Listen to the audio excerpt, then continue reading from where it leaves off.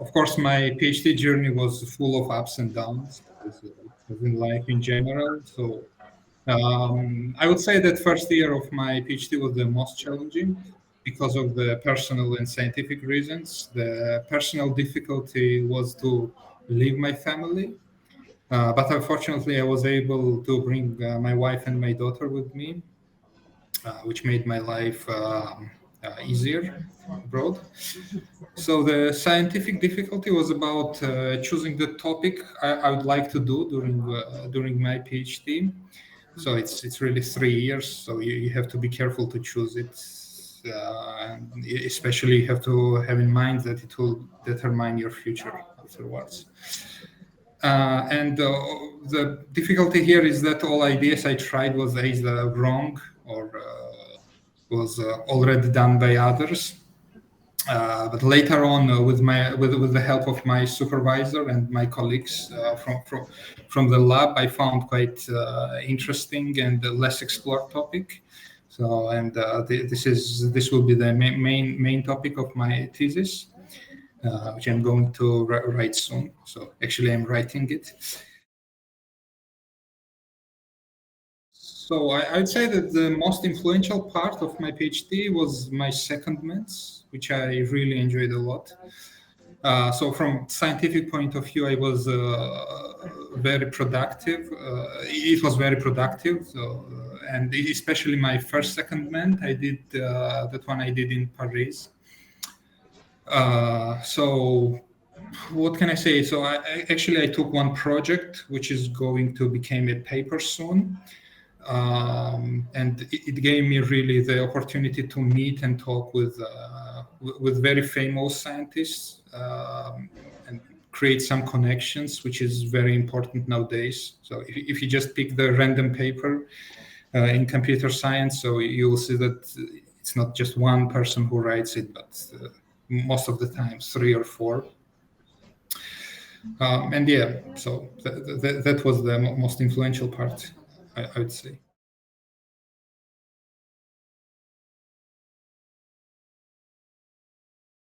If it is about the PhD, so I found the most challenging part to find the research topic, what I was talking about.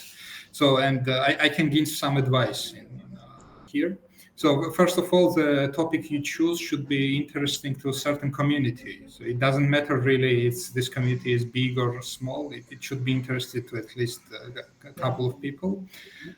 And your supervisor or other person in the lab can be representative of this community, most probably. And in this case, take your time to speak with these people, either face-to-face or by email. So I remember in my case, when I started my PhD,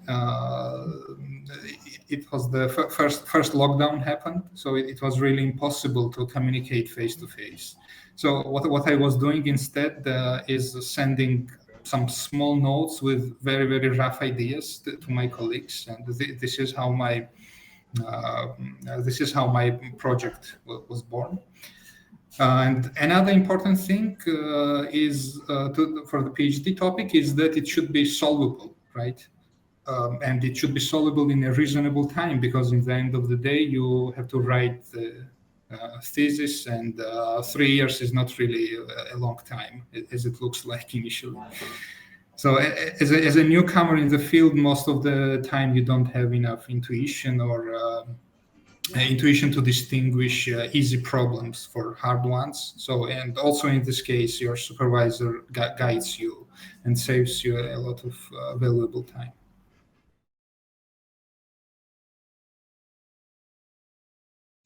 Okay, so let me talk about my project a bit. So my main project is about the performance of certain machine learning methods when the data generation mechanism sort of changes over time.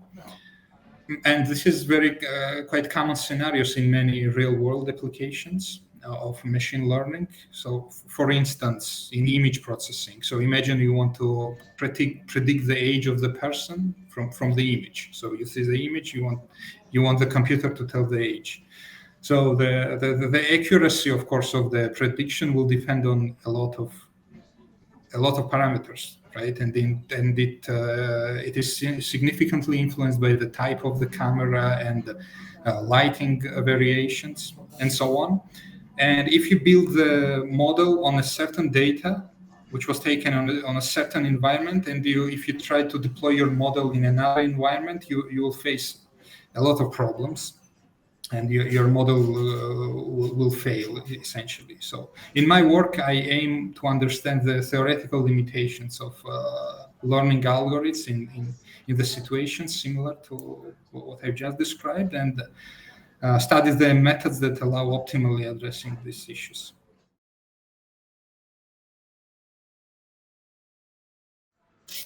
Yeah, so my answer will be very short here. So yes, I have plans, of course. So what I want to do is to continue my career in academia. So I will, in the future, I will apply for a certain postdoc position, but the exact location and exact time for the moment is not known for me.